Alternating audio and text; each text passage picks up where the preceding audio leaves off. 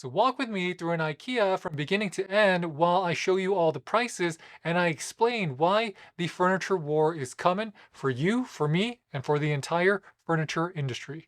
First, let's talk about IKEA is not the largest furniture and home goods store or retailer in the US. Do you know who is? Wayfair. They control about 15 to 60% of that home goods market today.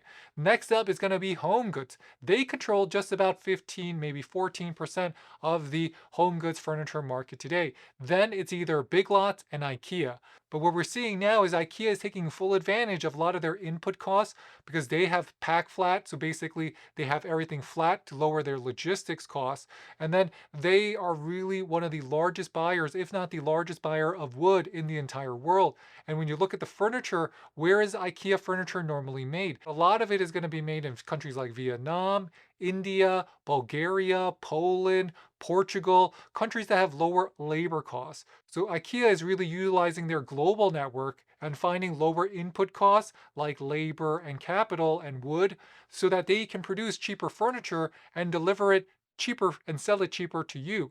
Originally, I thought that IKEA was not going to lower the prices on some of their most popular products. But I'm changing my mind on this. After going to an IKEA recently, I can see that IKEA is slowly changing the pricing. But what they're doing is that they lower some prices and then let those prices get familiar in your mind so that the next time you come, you're expecting the price to be a little bit less so that everything else seems a little bit more expensive. But then what is IKEA doing next? They're going to start lowering the prices of the things that you think are expensive a little bit down so that it looks like they're lowering the prices even more. Because even though the products that they already reduced the price on are not getting any lower, the new products that they've reduced the price on, it's going to have a psychological effect on you. So over time, this incremental lower pricing strategy just makes you feel like, wow, I'm saving a lot of money. I want to buy more. I want to buy more because this wasn't this cheap before. This was much more expensive before. It makes you want to buy more. So this incremental strategy makes sure that IKEA can reduce their overall inventory and you're going to be happier paying the lower price.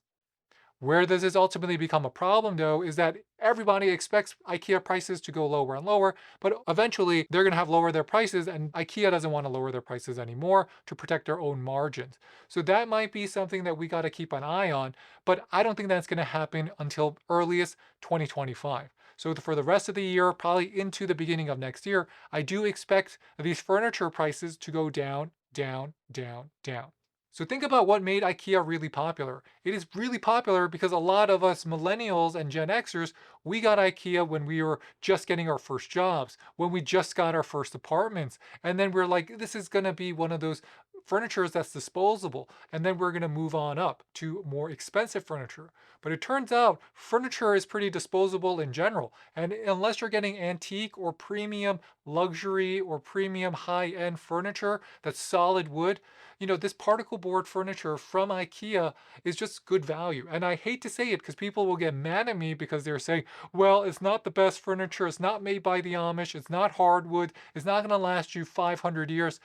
But I don't know if I can afford the 100-year furniture, the solid oak furniture, and a lot of these more modern pieces because that furniture costs a lot of money. So IKEA married the idea of having inexpensive furniture and having furniture that looks good, and then tied it in together so that we can finally get something that looks good on a daily basis to us. And if we take good care of it, it might last us a long time. And if we don't, well, that's going to be my fault that I didn't take care of it. Something that a lot of us missed, including myself, is that Martin Van Dam, who is the CFO of IKEA, he actually said this for the 80th anniversary as the IKEA, somewhat of their mission statement.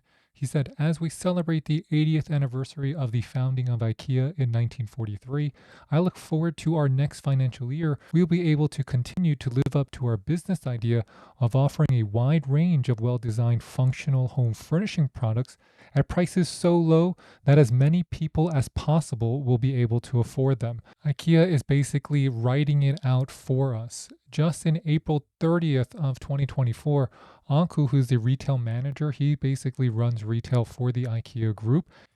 He gives us the biggest clue to IKEA's plan. More people turn to IKEA in economically challenging times, and we see that our market share is growing in many markets, becoming even more affordable with our products without compromising on quality, form, function, and sustainability. We believe is the way forward for us. I mean, how much clearer can IKEA be to everybody, including its consumers like you and me, and its competition? Because they're saying, we're going to drop the price so hard, you ain't going to even know what's happening. So IKEA has made it their goal that you know that they are lowering their prices. Because if you go to their website, they have a new section called New Lower Price. And if you go to their stores, they have new lower prices with these red tags everywhere. And the perfect part about this is that by having you and me, the consumer, identify IKEA as a brand that is inexpensive, they're going to capture more market share because at the same time, we got so burned buying this cheap, fast furniture that we are just looking for really good, solid offerings that won't break the bank, but also from a store we trust. Because they have a bullseye on the rest of the furniture market, US and globally, because IKEA has one huge comparative advantage. They have the lowest shipping costs, and because they're so big, they can scale down their costs for maximum efficiency. Because the beauty of an IKEA is that if you go there to buy some furniture, there's not a person coming up to you saying, "Can I help you, sir? Do you want some water, sir? Are you interested in some rugs, sir? Can I add this bonus item? We have 10% off. Do you need a credit card, sir?" You don't have that in IKEA. It's really kind of like a no frills shopping situation.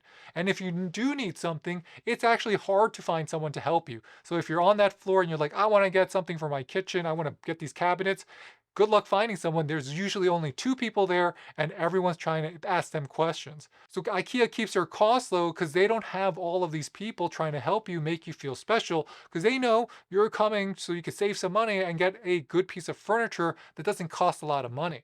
And if you look at the overall US furniture market in 2024, it's really been kind of like a roller coaster. So overall inflation has cooled down from its 9.1% peak back in June 2022, but prices for a lot of things like furniture have been slow to come down. And that's crazy because supply chain issues from the pandemic are really easing up. They've been easing up for the last 2 years, but we haven't seen that translate to lower prices for furniture yet. But IKEA is really beating everyone in the head and saying, "Hey, we are coming after you. This is war. We're going to lower our price because we know you guys are making way too much money. You're not sharing it with the people, and the people are going to be mad at you. And because they're mad at you, they're more likely to shop at IKEA." And that's the brilliant marketing move that IKEA is doing in their first shot in the furniture war. And don't forget, people like you and me and the middle class, we are still cautious with our spending because our wallets are feeling thinner than a flat packed IKEA shelf. And that's just another way of saying that everyone is telling us that times are so good, but how come I don't feel like times are good? Because I'm spending all my money on gas, on groceries, and on rent or mortgages. That is what most of us are spending our money on. Forget about health insurance, forget about life insurance, just basically forget about everything. You got to pay your bills. Kia is not just doing this in the US alone. They have actually started to cut prices all over the globe. And Germany, Sweden, Canada, they're all getting in on it. So, Germany alone, IKEA dropped prices on 2,000 products by an average of 20%. It hasn't happened in the US yet, but it's gonna happen because that's IKEA's goal. They sell the same thing in the US and basically the same thing in Germany. So, by marrying all that, by putting it all together, don't you think they're going to start lowering their prices on all of this stuff as quickly as possible, as soon as they can? And IKEA is doing a little bit more than that, where they're trying to redesign their stores and execute a different sales strategy or a retail strategy. So when you walk inside of an IKEA, you're going to feel something. You're going to say, "Wow, that feels like a place I've been to." So we've seen a big improvement in IKEA's overall displays and how many displays they're showing us. So it's not just like 3 bedrooms. They're showing us like 7, 8, 9. The bigger stores, they might have 10 different bedroom setups. They might have 6 different office setups. They might have multiple kitchen setups. And that's a big benefit for people who shop at IKEA because then you can see what it looks like when you're buying it. Have you ever bought a rug online? It is like, how thick is it? How soft is it? What does wool mean? Is it hand woven? Is it tuft? What do all this stuff mean? I just like going to IKEA, touching it and be like, "Oh yeah, you know what? It doesn't look like the picture. Oh yeah, it's like $79. I think that's a good price. Should we get it? I think we should get it.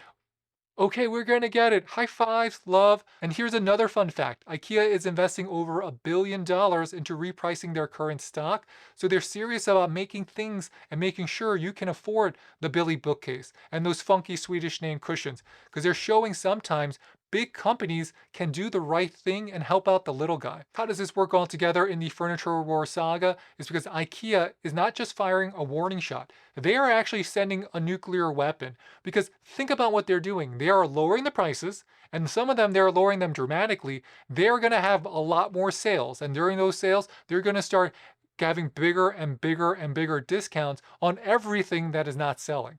That is brilliant to me because they're saying, hey, you know what? I don't want to take a loss on this. We're going to be the first ones to discount our stuff so that it sells down. Because the second and the third one, as everyone starts lowering their prices, people will start buying less because they're going to wait for the prices to get lower and lower. It is a self-fulfilling prophecy. And the trigger is IKEA has marked their territory. They have marketed everywhere in their stores, on their website. Everything you relate to IKEA these days is related to IKEA lowering prices. Lower prices, low prices. This is IKEA's trademark move. They do it every time times get tough. And that is why IKEA, when times get tough, IKEA gets more and more popular because it's not just about selling you and me furniture. It's about them realizing that when we have less money and we are scared as people, we don't want to spend a lot of money on furniture. And the company that is giving us what we want at the lowest price possible and still with decent quality. I don't want to sound like quality doesn't matter because IKEA, some of the stuff is not high quality, but IKEA stuff has been getting better and better. I'm excited to see what the other companies are going to do. Crate and Barrel, Pottery Barn, Restoration Hardware, Our House, Wayfair, all of these websites, Garnet. Oh, I mean, think about Home Depot, Walmart, Target. All of them have to react to IKEA. And IKEA, first one saying lower prices, first one claiming the territory of discounting, first one saying, hey, I'm trying to lower this so that you don't have to pay such high prices that everyone else is charging you. IKEA is going to be the big winner if they do it correctly. So IKEA being the first large furniture maker to tell everyone, not only are we lowering prices, we're going to lower more prices even more, and then we're going to tell you that we're lowering our prices even more. They are the first ones to make this bold move. It's like a dragon. They are bringing a dragon to the battlefield because IKEA is one of the few that actually has a dragon, aka they got pricing power, they got a lot of money, and they can wait everybody out. So with that, thanks for watching, everybody. This is our episode of Furniture Wars, and I'll catch you next time. If you have any questions, please leave them in the comment box below, and please hit that like and subscribe button because it really does help support our channel. You know I love doing these, and I love doing product reviews too, but I really love talking about pricing because for me, pricing is a way of life. Saving money is a way of life because if you didn't start with a lot of money, if your parents are not super rich, how do you get ahead? You got to save. Right? You got to save. It's not just about spending, it's got to be about saving. And that's the secret. So I'm here and I'm hoping that I'm helping you save money. So I'll catch you next time. This is David with the French Glow signing off. Bye, bye, bye.